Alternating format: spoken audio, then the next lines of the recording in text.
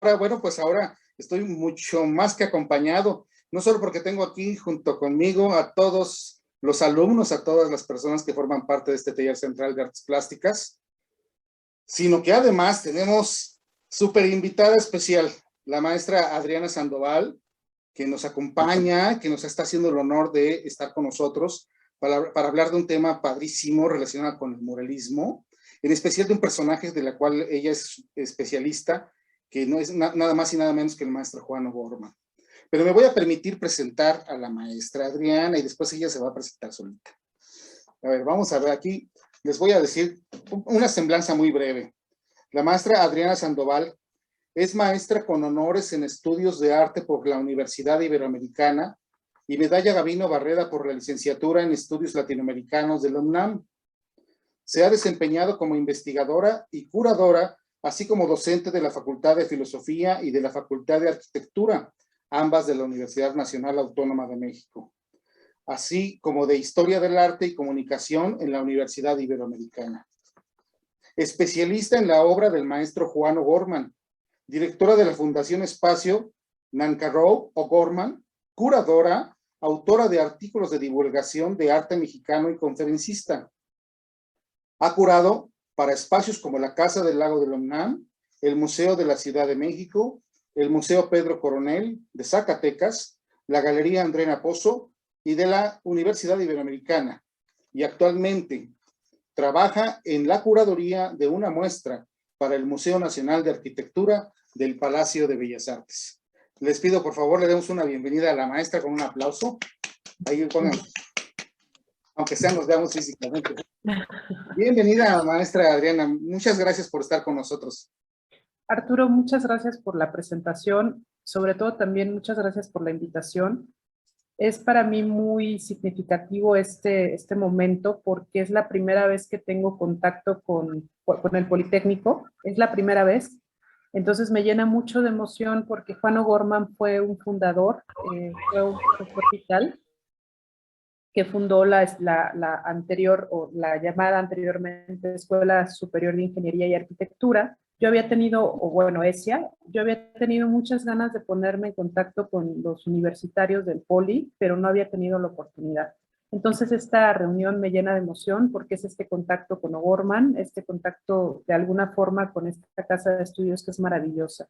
Para mí es un gusto enorme y yo traje una presentación que habla de Juan O'Gorman pensando en el muralismo, pero tengo poco tiempo. Entonces voy a tratar de ser lo más breve, lo más sintética, porque realmente cuando yo hablo de Juan O'Gorman, no hablo de otra cosa que no es una pasión de amor, y ese amor que yo he tenido a Juan O'Gorman tiene mucho que ver con la complejidad de la personalidad de Juan O'Gorman.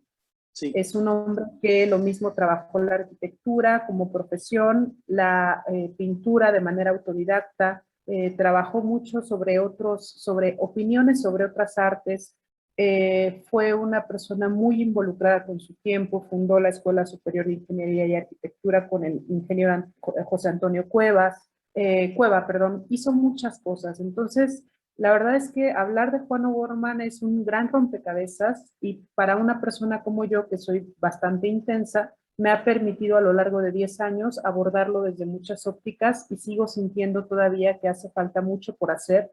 Y también es una personalidad que en recientes fechas ha tomado mucha fuerza. Hace algunos años O'Gorman estaba bastante invisibilizado dentro del escenario del arte mexicano, y será más o menos cosa de 20 años que se ha retomado, ya renacido de alguna forma, ha revivido, ha sido muy impulsado por los jóvenes. Hay muchos jóvenes de la Facultad de Arquitectura, del propio Politécnico, que tienen esta necesidad de conocerlo más. Y creo que esta necesidad tiene que ver también con esto que comentaba, esta complejidad, este arrojo, esta valentía, esta rebeldía, esa inteligencia, y sobre todo la humanidad del personaje. Entonces voy a tratar de hablar así lo más corridito que pueda en relación a Juan, un poquito acerca de la pintura, la arquitectura y el muralismo. Donde me quede está bien, y más bien empezamos la charla reflexionando sobre esta pasión de vida, que creo que es lo más importante de lo que podemos hablar en este momento, ¿no? Entonces, voy a compartir pantalla para que me permitas, por favor. Ya, parece ser que no está. Sí. Perfecto. Ok, déjame entonces la comparto. Y bueno, como les comentaba Arturo, digo, lo digo Arturo como amigo. Sí, claro. Actualmente yo estoy dirigiendo la Fundación Espacio Nancarrow O'Gorman.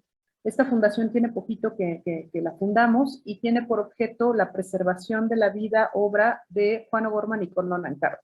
Es una fundación que está recibiendo jóvenes para hacer servicio social, prácticas profesionales y que tiene como principal objetivo la preservación de una casa hecha por Juan O'Gorman para Conlon Nancarrow.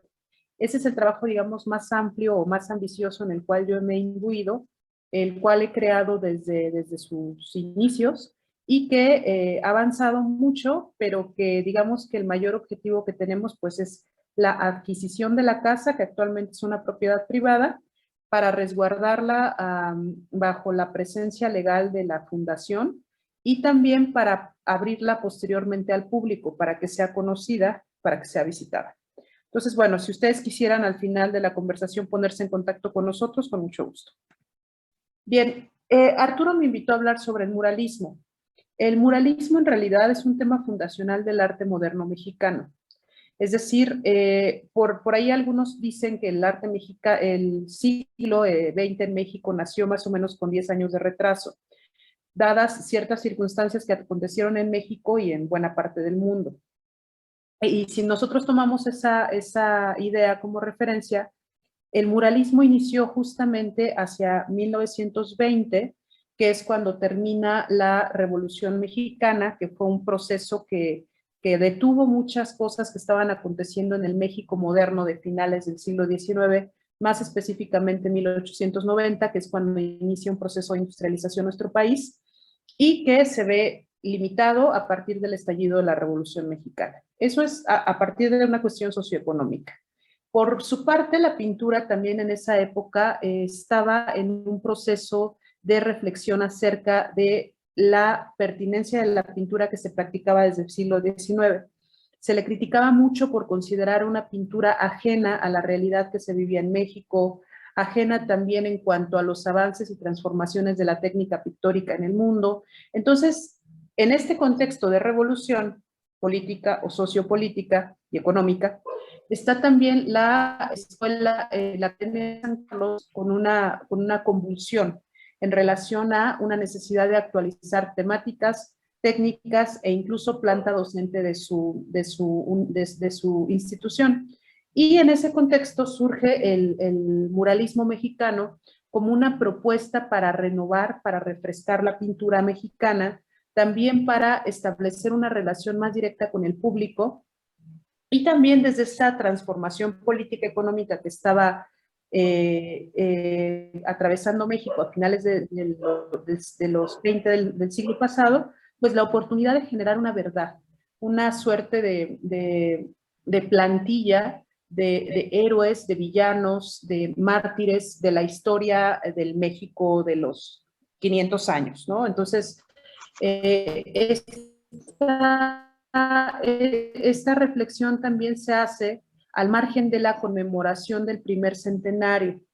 Es decir, para 1910 se está reflexionando sobre 1810, si realmente somos independientes, qué tan amplios han sido los avances de México como nación independiente. Entonces son tres vías, la económica política, la cultural, en donde está muy inmiscuida la pintura, y también esta cuestión de la identidad, ¿no? Son tres elementos que se ponen sobre la mesa y en los cuales se encuentra ligado el muralismo. También me gustaría decir que el muralismo es una de las prácticas plásticas más documentadas, sobre la que quizás se ha escrito más en la historia del arte mexicano. Se convirtió en un pilar o en una respuesta de lo que ha hecho México o hizo México desde 1920, a lo mejor hasta 1950. Más o menos es un periodo de varios años donde el muralismo va a ser un elemento muy importante y donde tres figuras que ustedes muy bien conocen será Diego Rivera, David Alfaro Siqueiros y José Clemente Orozco, como dos dos figuras impulsadas, apoyadas, historiadas, criticadas, abrigadas por el sistema, ¿no? Con toda y su crítica que ellos pudieran llegar a tener. Del muralismo me encanta una pieza como la que tenemos en pantalla, porque lo platiqué en otra conferencia que dimos por parte de la Fundación Anne Carroll O'Gorman. Me interesa mucho que el muralismo habla de los indígenas, el muralismo habla de la revolución, el muralismo habla del pasado mexica, el muralismo incluso se atreve a vislumbrar cuál será el futuro de la clase trabajadora campesina semiurbana, y en particular esta pieza aborda varias de esas cualidades, pero más específicamente el tema, por ejemplo, del cuerpo indígena, la representación de los indígenas, específicamente la representación de una mujer muy importante para la historia mexicana, que es Malinche, pero no es una Malinche narrada o teatralizada, sino una Malinche representada desnuda, un cuerpo indígena desnudo, que además devela toda esa historia que se ha narrado alrededor de esta mujer, desde lo político y desde lo social. Esta pieza en particular me gusta mucho, me parece un muy buen ejemplo de la independencia y el pensamiento crítico de José Clemente Orozco, que si bien se ciñe a las necesidades narrativas de la época, también pone sobre la mesa otros alcances. Una mujer desnuda indígena es un verdadero escándalo para la época, porque además lo hace en un espacio público, que es la Escuela Nacional Preparatoria, que en ese entonces tenía sede en San Ildefonso. El cuerpo desnudo de la mujer en la historia del arte no es una práctica común. Muchas culturas han vestido siempre a la mujer, la han tenido el cuerpo siempre bajo la ropa. Y bueno, para 1926 ver a una mujer desnuda de origen indígena es bastante, nos hace mucho reflexionar. Y hay una gran cantidad de textos que pudiéramos reflexionar al respecto, pero yo soy especialista en Juan O'Gorman. Y Juan O'Gorman, como les comentaba, es autodidacta como pintor, es de profesión arquitecto, pero también es un excelente muralista. Para un crítico como Justino Fernández, que fue uno de los críticos fundacionales de la historia del arte mexicana, consideraba que Juan O'Gorman era de los muralistas y de los pintores más brillantes de su generación. Y esto lo hace más o menos en los años 40, cuando muchos artistas estaban peleando o compitiendo por tener presencia dentro de la escena creativa, ¿no? Entonces, bueno, esta es una imagen de Juan O'Gorman, teniendo más o menos 40 y tantos años de edad, cuando estaba realizando su mural de Biblioteca Central en Ciudad Universitaria. ¿Quién fue Juan O'Gorman? Así de manera súper general. ¿Me vas diciendo, Arturo, cómo voy de tiempo? Juan O'Gorman hace una aparición en la escena creativa de México en 1926. Siendo él muy jovencito, él nació en 1905, entonces para 1926 tendría 21 años. Y, ¿qué podemos decir? Es un paisaje de Azcapotzalco que pinta en la biblioteca de lo que es actualmente la Casa de Cultura de Azcapotzalco, que es, que se encuentra dentro de la Casa de Cultura, que es la Biblioteca Fray Bartolomé de las Casas, si mal no estoy, y como su nombre lo permite entender, es simple y sencillamente un paisaje de Azcapotzalco. Es una pintura muy temprana, pero que tampoco tuvo una relevancia significativa dentro de la época. Es el primer ejercicio de arte o de pintura pública de O'Gorman, con un lenguaje todavía muy germinal o muy joven, pero que se registra en la historia de la pintura de O'Gorman de manera bastante temprana. Paralelo a este tiempo había realizado también algunas pinturas en pulquerías, así como Frida Kahlo realizó en algún momento pinturas en pulquerías. O'Gorman también las realiza siendo muy jovencito, como parte de los arquitectos que estaban dándole un tratamiento distinto a las pulquerías en los años 20, porque acuérdense que las pulquerías en los años 20 fueron reformadas para buscar que fueran más asépticas, más limpias, ¿no? Porque tenían ahí unos problemas con la salud, entonces las empezaron a pintar, empezaron a mejorar las condiciones, y también en este proceso de mejorar las condiciones de las pulquerías, personas jovencitas como Juan O'Gorman se dieron la oportunidad de hacer pequeñas decoraciones en los muros, ¿no? Entonces tenemos esos dos antecedentes del O'Gorman muralista. En realidad O'Gorman, como se los comentaba, de formación fue arquitecto. Ahí sí, él estudió en la escuela de arquitectura, que en ese entonces también se encontraba en la Academia de San Carlos, en el centro histórico. Esta imagen que tenemos es de un O'Gorman joven, de un O'Gorman recién egresado de la Escuela de Arquitectura, y las primeras obras que realiza O'Gorman con una importancia significativa en la escena creativa de los años 20 y 30 en México, perdón, los años 30 en México, serán obras como las que tenemos en pantalla. Lo que tenemos en pantalla no es otra cosa que la aplicación del pensamiento funcionalista de un hombre como Le Corbusier, un arquitecto de origen suizo, muy importante para la historia de la arquitectura internacional. O'Gorman conoce el trabajo de este hombre, lo lee, lo entiende profundamente y hace un ejercicio en la parte superior derecha que marca un antes y un después en la historia de la arquitectura. Es el surgimiento de la arquitectura moderna en México, inspirado en la arquitectura funcionalista de Le Corbusier. Este acto es bien significativo porque, como les comentaba, México a inicios del siglo XX se encontraba reflexionando acerca de la identidad. Y en esta reflexión de la identidad, existía una arquitectura que representara el pasado de México, un pasado prehispánico o un pasado colonial, separados, dando su neocolonial, neoprehispánico, o juntos, dando arquitectura ecléctica.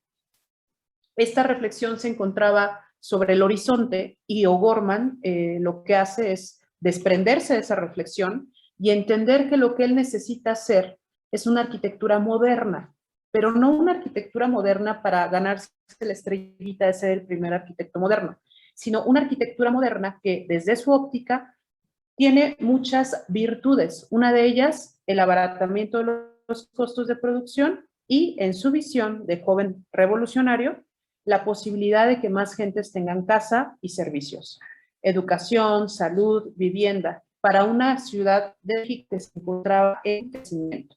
Una Ciudad de México de los años 30 que reactiva de nuevo su industria, una de las más tempranas de América Latina, y seguía teniendo esta parte de imán que atraía a gente del interior de la República.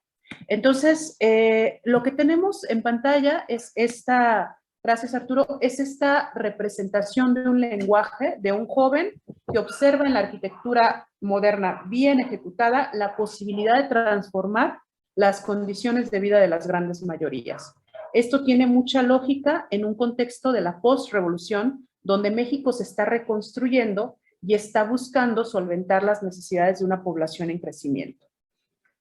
Las dos imágenes que tenemos abajo son la casa de Diego Rivera y Frida Kahlo en lo que es actualmente Altavista, y es un proyecto que deriva del primero. Rivera y O'Gorman se conocen justamente en la Escuela Nacional Preparatoria. Esta historia donde Diego conoce a Frida en la prepa, también se inmiscuye Juan O'Gorman, porque O'Gorman también conocen al mismo tiempo a Rivera. De hecho, Juan y Frida eran de la edad.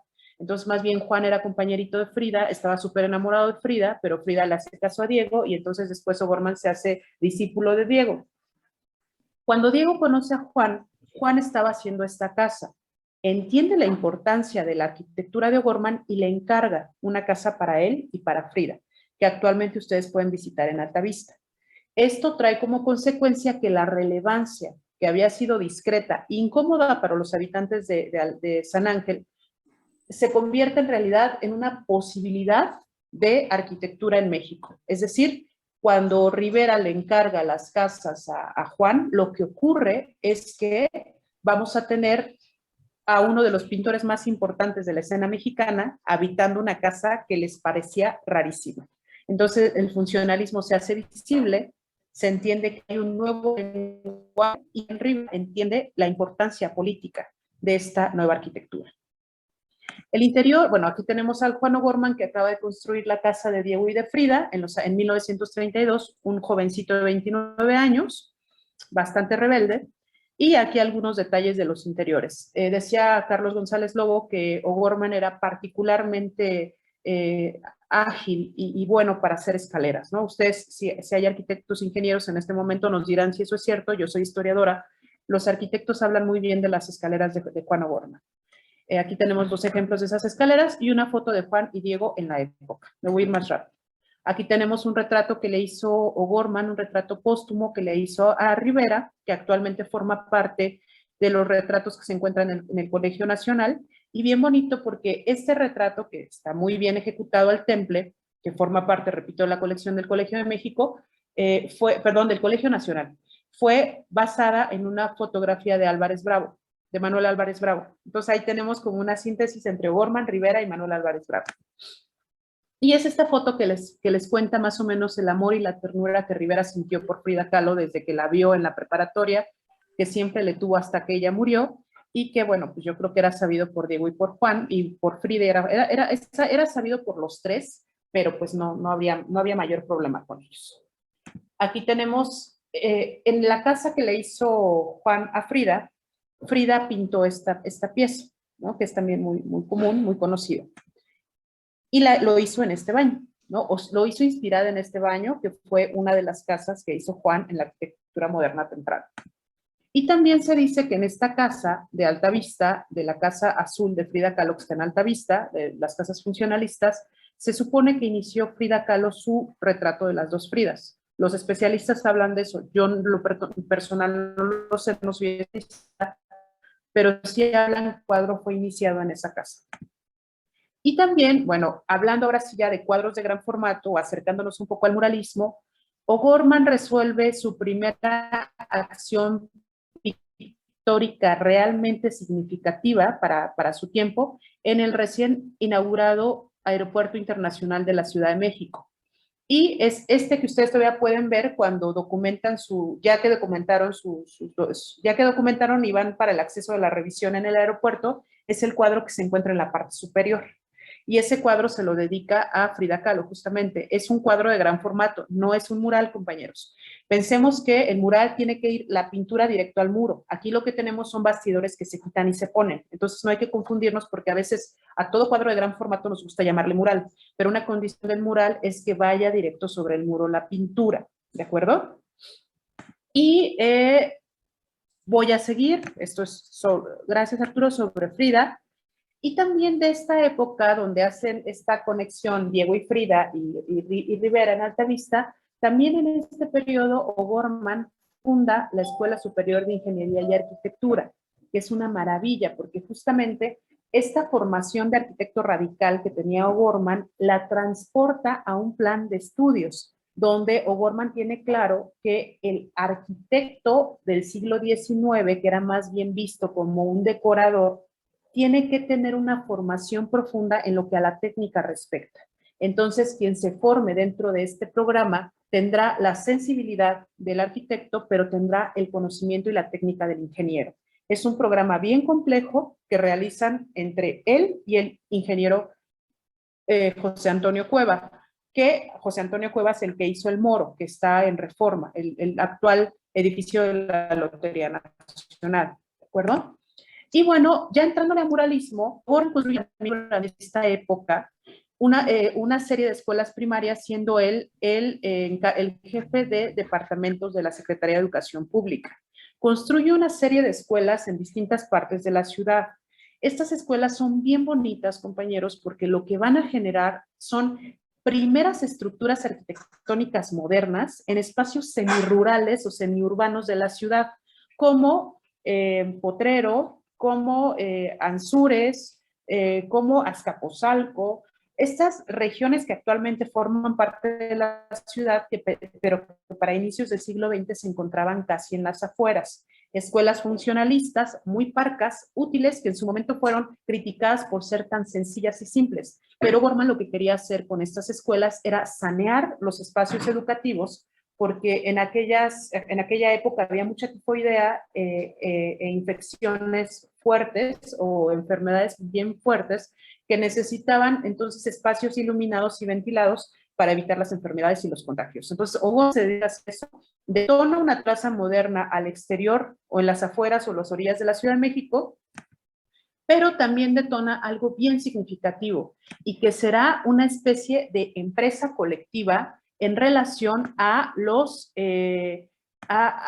la posibilidad de que estas casas estén decoradas con murales. Esta foto es muy mala, es la única que tengo, son murales que se resolvieron al interior de estos espacios, esa es de Julio Castellanos, otra de Pablo Higgins que tiene que ver con la posibilidad para O'Higgins de crear una conciencia de clase en los alumnos que visitaban o que transitaban o que se educaban en esas escuelas y también sus madres y sus padres. Entonces, Pablo Higgins era comunista, O'Gorman lo invita y él se dedica a hacer toda una reflexión a nivel visual para que los alumnos tengan la posibilidad de tener una conciencia de clases. Aquí tenemos una imagen, muchas de esas escuelas todavía existen, siguen en funciones y algunas de ellas todavía poseen sus murales. Y bueno, creo que por el momento esta sería otro de los murales que fue muy importante para O'Gorman en el 41, que lo hizo en Michoacán, pero creo que para no agobiar podríamos quedar aquí como con estos elementos para poder conversar. Muy bien. Pues, híjoles, nos faltarían muchísimas sesiones. Sin duda nos gustaría después tener la oportunidad de programar una más con la maestra. Nos deja la oportunidad en este momento, tenemos unos cuantos minutos solo, jóvenes. Quisiera recibir solo 3 preguntas breves para que la maestra nos haga el favor de contestarnos sobre el tema que hemos planteado. A ver, alguien que por favor nos haga el favor de hacer una pregunta.